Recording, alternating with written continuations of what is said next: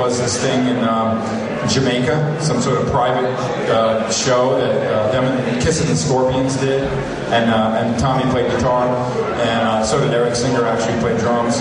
Those people didn't care, you know. I mean, they weren't like you guys, you know. This was someone that wanted to hire the band, you know. Everybody has a price, right?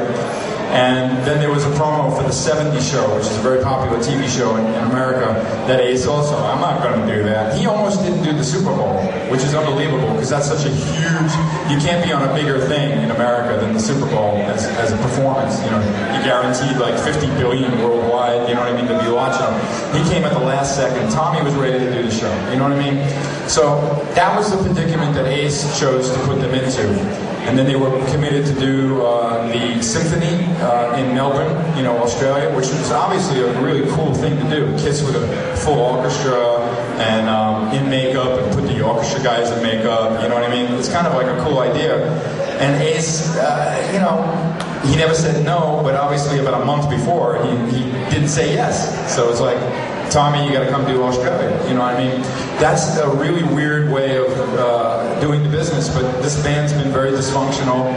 Tommy being someone who's done Ace in a tribute band very well, too. Tommy being the one to teach Ace all the riffs before the '96 reunion tour, you know, because Ace was like, I don't remember that song, you know what I mean? He wasn't doing it in his solo career. Stuff like that. So it was pretty obvious just to take Tommy from being a tour manager and a musician and a team player and a good guy. I mean, he's not a shifty person, you know. He's a very much he knows how to work with Gina Paul and understands Kiss and the fans. So suddenly there he is, you know, as Ace, and he's doing a fine job of it. I don't have an issue with it, you know. It's just, do I think it's a little strange what they're doing? Yes, but I don't think they want to take the makeup off. They believe you guys only care about the makeup, I think, okay, and they don't want to go that route, so they carry on with you know, Ace and now Eric. The Ace makeup and Eric and Peter's makeup. So it's a little odd, but you know, again, I don't own the band, I don't control the destiny of Kiss. I'm just really proud of my 12 years, you guys supporting me. It's working for me.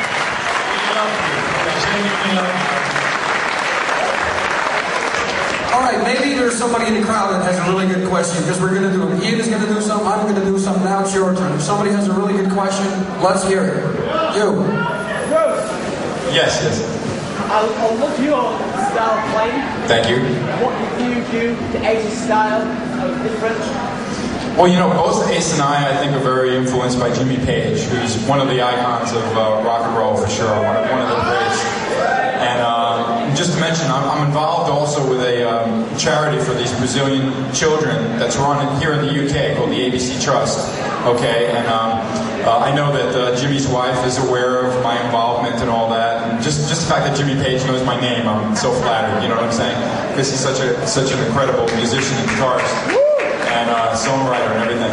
But so in that way, I mean, if you think about Ace, you know he loves Jimi Hendrix. He wears Jimi Hendrix shirts sometimes. You know, he loves Jimmy Page. I mean, we have different styles, but we're really influenced by that British rock. You know, and of course Hendrix came from America, but he had to come to England to make it. You know what I mean? To be a star. It's kind of funny. But we both respect a lot of the same musicians and grew up with the same desire to plug in you know, like a Les Paul style guitar or a loud guitar into a big Marshall amp. You know what I mean? It was the same for both of us. So, you know, Ace has a more kind of, he does have a lot of character on the guitar. It's almost like his personality, almost like kind of drunken, you know what I mean? But that really fits. You gotta remember that the early Kiss stuff is almost like a garage band, you know? I was into, you know, I'm listening to Yes, King Crimson. The Rolling Stones were a little rough for me, you know what I mean? So by the time I joined Kiss, they wanted a guitar player to do all the tricks, and the Eddie Van Halen style was like everywhere, you know. Look at Mark St. John, you know, he's like flying, you know what I mean? That's different from, you know, they wanted a little different, but I'm glad that I was able to wear all the hats, play the old stuff with enough respect to Ace's riffs, and make it believable, and yet if I have to put the speed on or do some tricks that are not the original Kiss style, I was able to do that, such as songs like Unholy or Revenge or Carnival Soul. So, you know, Ace and I respect each other. We had a good time at Unplugged, and you know, but we're different guitarists. I mean, all the guitar players in Kiss Kiss are slightly different, of course, but I got a lot of respect for Ace, of course, and I know he respects my playing as well.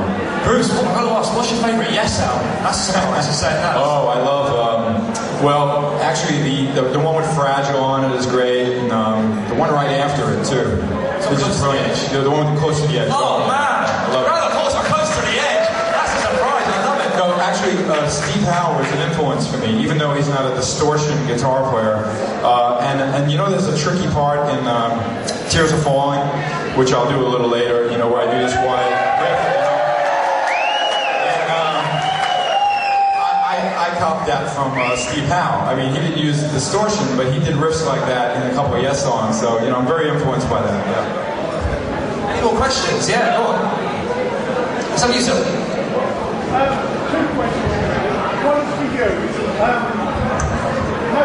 How do you feel about the fact that you consider this the man that kept Kiss going at a time when they practically together?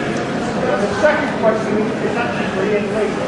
Right. So Ian Lee, what gives him the biggest power? But do you agree with this side? Or do you beat Simmons? I'll think of a diplomatic answer. Bruce, you answer that. Okay.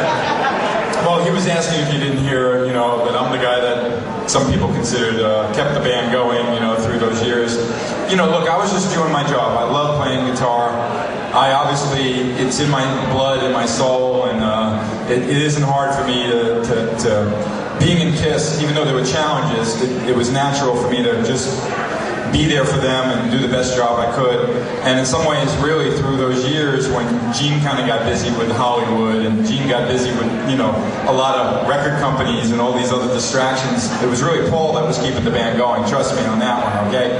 And I was always very close with Paul, although I could always relate to Gene. But, you know, I mean, I appreciate that, you know, you recognize that I had some importance in the band, but, you know, the band's like a machine. Thank you.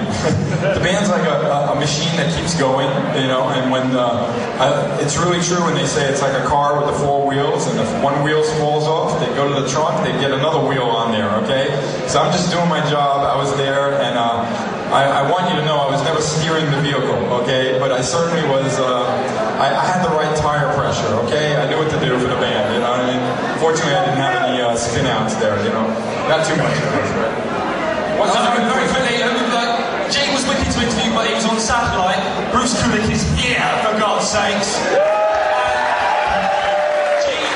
Gene tells you what he wants to tell you. I kind of get the feeling that Bruce is being honest. Gene manages to dodge questions like anybody's business. This fella's telling us. Oh, I learned a lot from those guys, though. But I don't have to. I can speak more from the heart. You know, Gene and Paul are so used to protecting, you know, their creation, because Kiss is a damn big creation, you know what I mean? Sometimes when I need to explain to people business-wise, I go like, well, imagine if you worked for Coca-Cola, and you know what I mean? I mean, in some ways you gotta understand that, yeah, Kiss has heart and soul, and it's music, and it's good times, and it's rock and roll, and it's party, and all that stuff, but it's a business. So when Gene and Paul, sometimes when they do their interviews, you know, just imagine, okay, the guy is like Donald Trump, what would he say? You know what I mean? And you know who Donald Trump is, of course, the Donald, you know. And by the way, they're all friends. Donald Trump was at Paul's party, all right, wedding party, okay? So just to give you an idea. So you gotta realize that as much as they love the fans, it's a business, and sometimes they gotta talk like the CEO. Is that what you guys have here too, in the company CEO? Bruce, I still have a question from someone in the audience. What is your honest, underline 2 exclamation marks, honest opinion when you first heard about Gene Simmons doing a cover of Firestarter? It's a big, big song, I know it was in the States, but it's huge here. Well, honestly, I knew who Prodigy was, but I didn't know the song, okay? But I realized that it meant, okay, a song that was club, you know, that it's going to sound like Take Ecstasy and go out on the dance floor and, you know, imagine Gene's tongue hanging from the ceiling or something. I don't know, you know.